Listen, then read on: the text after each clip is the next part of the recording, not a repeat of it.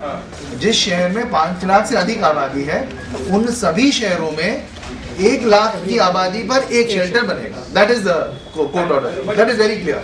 Issue ये is कि हम लोग को ये भी कहना चाहिए कि हमको शायद ये मानने की जरूरत भी नहीं है कि 5 लाख ही हो। नहीं, बिल्कुल नहीं। हाँ बिल्कुल, जैसे कई राज्यों ने, जैसे बिहार में, बंगाल में, राजस्थान में, कई राज्यों ने ये मान के चला है कि जितनी भी अर्बन लोकेशंस हैं और जितने डिस्ट्रिक्ट हेडक्वार्टर हैं वहाँ हर जगह पे हो। फैमिलीज एक साथ नहीं रह पाती। सॉरी, जो नहीं कहा उसको ही मान लीजिए। हाँ, जो नहीं कहा। दूसरी बात है बजट की, क्या बजट प्रॉपर एलोकेट हो रहा है। तीसरा, जो राज्यों में पॉलिटिक्स है जिसकी वजह से सुप्रीम कोर्ट के ऑर्डर्स नहीं जा रहे हैं, जैसे महाराष्ट्र की बात हो रही है, जैसे बिहार की बात हुई थी, पॉलिटिकल इश्यूज बीच में आ रहे हैं।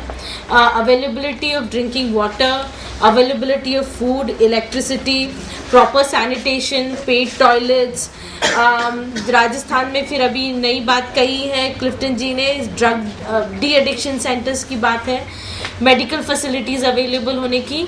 और एक बहुत बड़ा मुद्दा है कि गवर्नमेंट में फिर से रिस्पॉन्सिबिलिटी उनको बताने की कि ये जो रिस्पॉन्सिबिलिटी है नाइट शेल्टर एस्टैब्लिश करने की और चलाने की, वो गवर्नमेंट की रिस्पॉन्सिबिलिटीज़ है, ना कि एनजीओ की।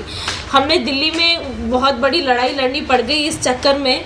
तो मैं चाहूँगी कि इंदु जी थोड़ा इस विषय पे बात करें कि कैसे it should be very clear that it's responsibility of a government to provide shelter for homeless, it's not the responsibility of the NGOs. And so ये एक मैं सबसे निवेदन करूंगी कि इन इश्यूज पे थोड़ा जो कोई भी कुछ अपना मुद्दा रखना चाहे, जो कोई भी एलैबोरेट करना चाहे, kindly please come ahead and talk about. हाँ, डेफिनेशन ऑफ होमलेस पर्सन जैसे शकील ने भी बात की है। इसमें आई थिंक जैसी इट्स वेरी क्लियर कि होमलेस का डेफिनेशन हम we did not consider the wording called houseless population और सेंसस, क्योंकि हाउसलेस इज वेरी कंफ्यूजिंग ना, हाउसलेस होम एंड ऑल की बात करता है। हम लोग का ना सीधा होमलेस यानी जिसका कोई छत नहीं है। तो दैट्स वेरी क्लियर कि इसीलिए जो है हम लोग जो सर्वे किया दिल्ली में 2000 में 2008 में किया, सब में जो है we use that criteria.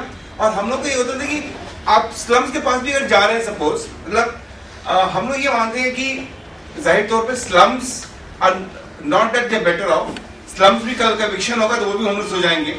But उसके अंदर ये कि स्लम्स का एक क्राइटेरिया है। दूसरा है कि प्रिकेरियसली हाउस्ड है कि आप नालों पे हैं, आप नदी के किनारे हैं, आप तो प्रिकेरियसली हाउस है, कल को बाढ़ आएगा तभी आप होमलेस हो जाएंगे। तो अलग अलग क्राइटेरियाज हैं। सो उस पूरे डेफिनेशन के अंदर वो लोग जरूर शामिल होंगे, लेकिन अगर देखा जाए स्टार्क होमलेसनेस तो जाहिर तौर पे जिनके पास कोई छत नहीं है, कुछ नहीं है, दे आर होमलेस एक्चुअली, ठीक है। एंड उसी तहत हम लोगों ने पूरा जो अलग अलग शहरों में सर्वे किया, मुंबई में, बेंगलोर में, कलकत्ता में, हर जगह, चेन्नई में, सब जगह ये यूज सेम क्राइटेरिया है सच। दूसरा जो आप क्या बात कह रही थी आप department also has and then census. Can we broaden this definition of homeless, saying that anyone who is not in a permanent structure is a homeless person? no structure for shelter, urban homeless, no structure at all. Can we broaden Not that? any Because shelter. ये precariously housed है, ये है, ऐसे बोलने में बहुत confusion होता है। प्रॉब्लम ये होने वाला है कि आप जो है अगर if you getting trying to get, हम लोग की जो लड़ाई है वो ये भी है कि जो स्लम्स हैं, हम लोग कहीं बात करते हैं हाउसिंग कंटिन्यूम की बात करते हैं कि एक हाउसिंग कंटिन्यूम है जिसमें शुरुआत होता है शेल्टर से और एंड होता है हाउसिंग पे जाकर के, वो ठीक है। उसके अंदर बीच में वो तमाम ट्रांजिट शेल्टर्स है, ट्रांजिट होम्स है, जो भी चीजें हैं, but ultimately the dream end for any urban poor is a home as such, you know. तो उसमें अगर हम करेंगे ये कि अगर हम सबको होमलेस गिन लेंगे तो उसके लिए फिर आप, हमारा भी स्ट्रैटेजी है कि जो होमलेस हैं उनके लिए हम शेल्टर की बात कर रहे हैं। तो मोमेंटली भी से कि ऐसे स्ट्रक्चर्स ना हो पूरे, तो उनके लिए क्या बात करेंगे हम जो है। तो अभी जो है हम लोग, मुझे लगता है कि हम लोग जो शेल्टर्स लेकर पूरा काम कर रहे हैं, होमलेस लेकर काम कर रहे हैं, let us stick to that, but keep telling very clearly कि हम लोग का कोई इसमें हम ये नहीं कह रहे कि बाकी की जरूरत नहीं है। सो हमारा लिंकेज होमलेसनेस एविक्शन से पूरा जुड़ाव है, होमलेसनेस और स्लम से पूरा है कि कल को जो स्लम्स टूटेंगे वो सब होमलेस होंगे। आज जो जामा मस्जिद में लोग रह रहे हैं 5 साल पहले रहते थे यमुना पुष्ता पे जो है. So it all adds to homelessness. So we need to have that perspective as such. But if we keep enlarging it, then you have a population जिसको कि आप सर्व नहीं कर पाएंगे आप. और फिर गवर्नमेंट बोलेगी जी इतने लोगों के पास हमारे पास शेल्टर बनाने की जगह नहीं हमारे पास. पर अभी तक इसी को लेकर के बात करें बजट का जो है. So I think somewhere we will be also strategic, Shakil, you know. I think we can talk on that.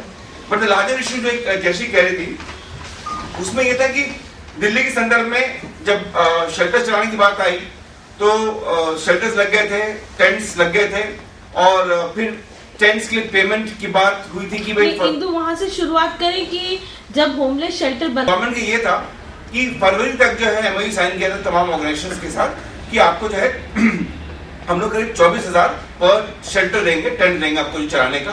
Buildings की बात नहीं हो रही है, केवल टेम्परेरी टेंट्स की बात हो रही है.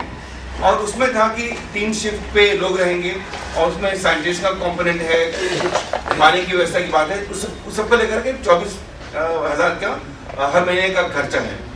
बट इशू वाज कि वो चूंकि फरवरी तक का ही जो पूरा एमओयू साइन हुआ था, उसके बाद हाईकोर्ट के इंटरवेंशन से शेल्टर आगे बढ़ते चले गए. और हुआ ये कि सितंबर, अक्टूबर, नवंबर तक आ गया और हमारा पेमेंट जो है दिल्ली के संदर्भ में शेल्टर्स को लेकर हुआ ही नहीं बिल्कुल जो है. और गवर्नमेंट जो है कहने ये लगी कि जी ये एक्चुअली ये तो एनजीओ का वेस्टेड इंटरेस्ट है. हम लोग कहते थे कि कोई शेल्टर उखाड़ा नहीं जाएगा क्योंकि बेघरों को आवास की और शेल्टर की आवश्यकता है पूरे साल. वो हाईकोर्ट ने सुना बात को और उस शेल्टर्स को की अवधि बढ़ाते चले गए. नतीजा ये कि कई शेल्टर आज तक चल रहे हैं, लेकिन चूंकि सरकार ने पेमेंट नहीं किया तो कई एनजीओ जो कि चला नहीं सकते थे उन्होंने बंद कर दिया. तंबू जैसे जल गए. तो 84 में से नतीजा ये कि आज की तारीख में दिल्ली में 16 टेंट्स चल रहे हैं इस वक्त जो है. और सरकार का ये था चूंकि एनजीओ को पैसा मिल रहा है टेंट्स चलाने के लिए, तो इसलिए एनजीओ का वेस्टेड इंटरेस्ट है कि ये शेल्टर्स चलता है.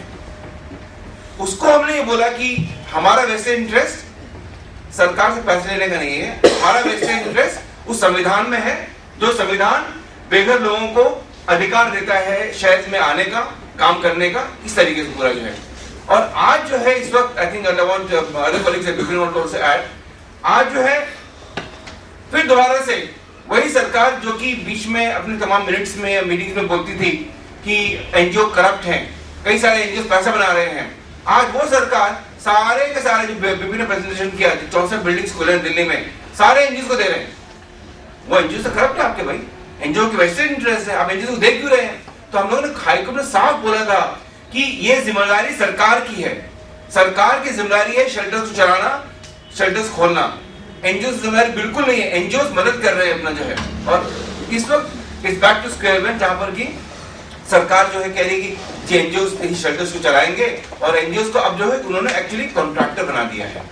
आई थिंक उन्होंने कॉन्ट्रैक्टर बना दिया ये कि अब जो टेम्परेरी टेंट्स डल रहे हैं उसको जो है एनजीओ जो है टेंट वालों को कॉन्ट्रैक्ट करेंगे और उस अमुक मॉडल पे टेंट को लगाया जाएगा और कल को कुछ भी होगा वो एनजीओ जिम्मेदार है.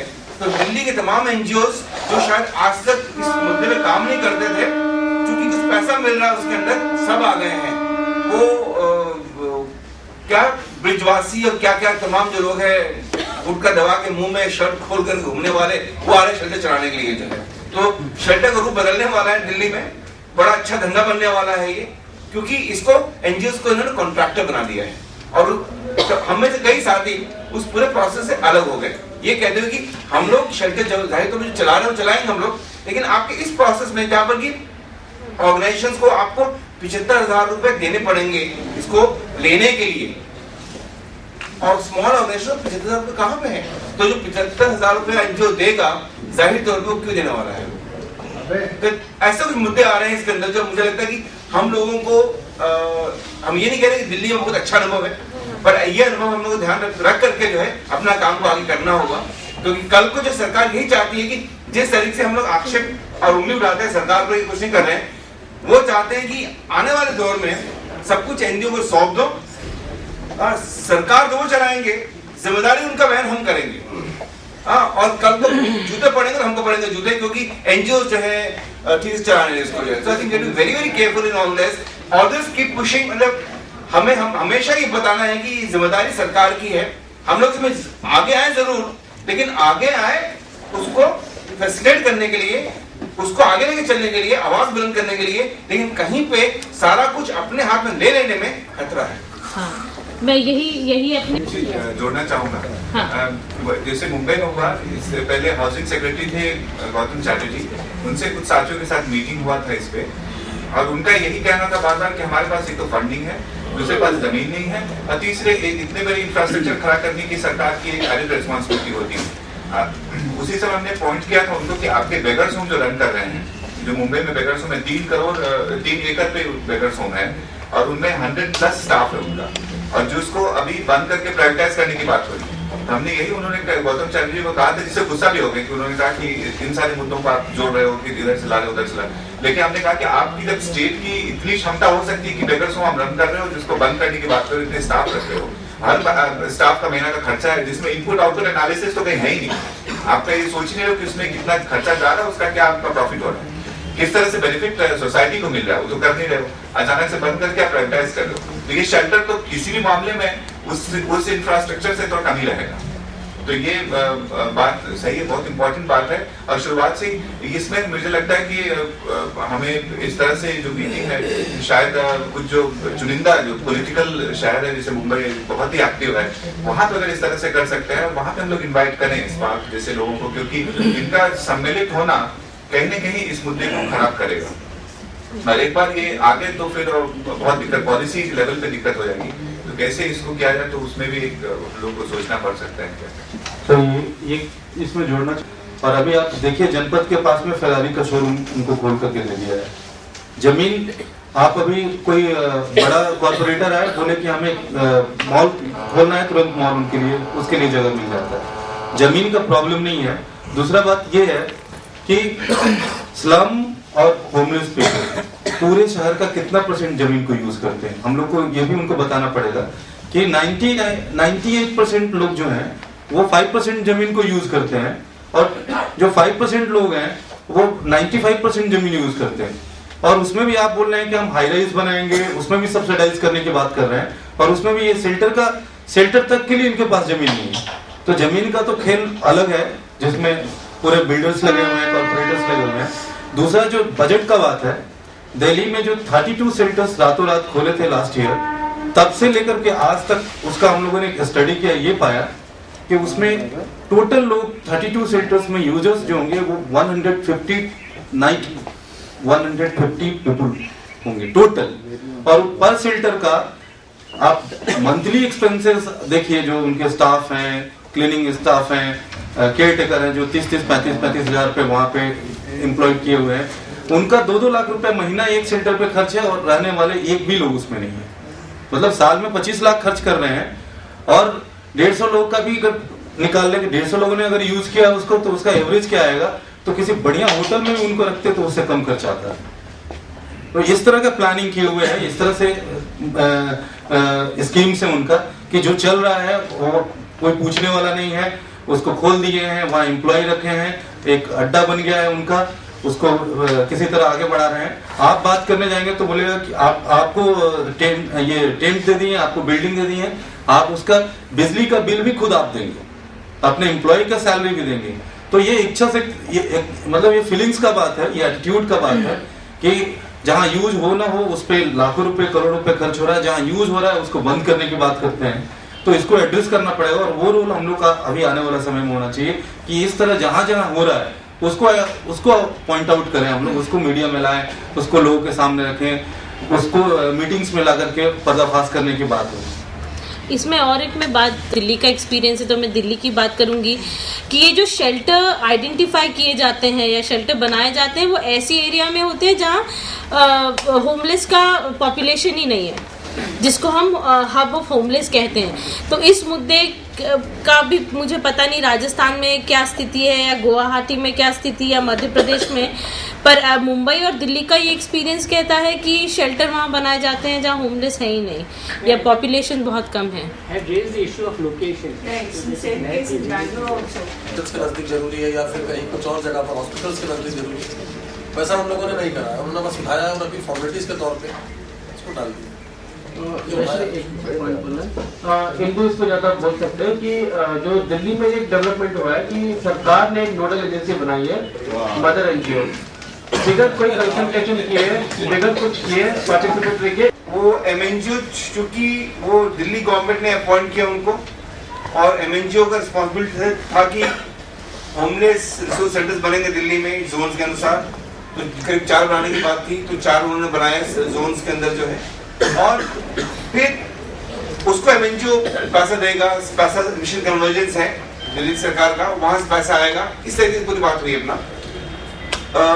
नतीजा ये कि जो पूरा एमएनजीओ है वो दरअसल एक सरकार का महकमा बन के रह गया है।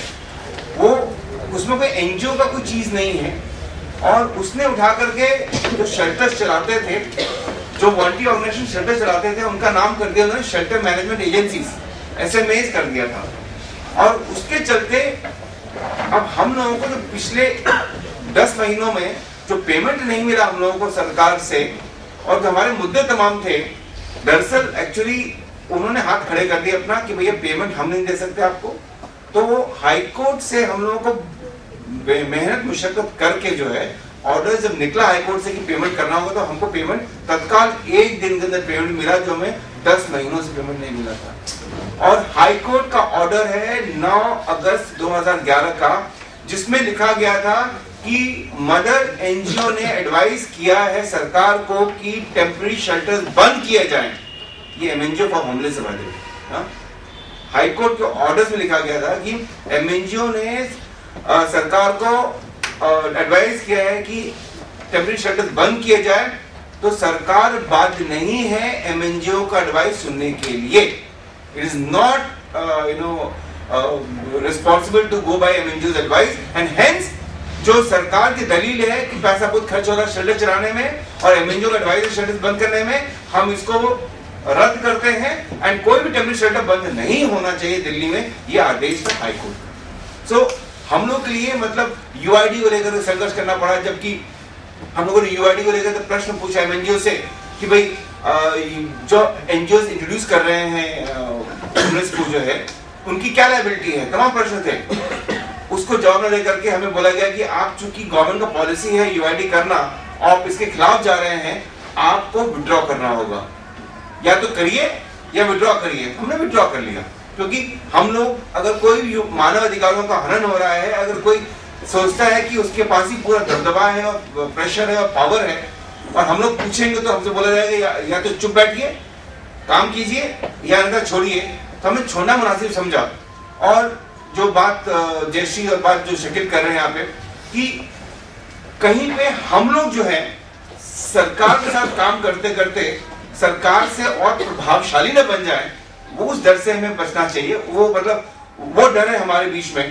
तो मतलब हम कोई अथॉरिटी न बन जाए, हम जिसके लिए काम करने चले हैं हम वही काम करें जिसमें हम सक्षम हैं, निपुण हैं और हमारा मन है, सब कुछ है। तो क्योंकि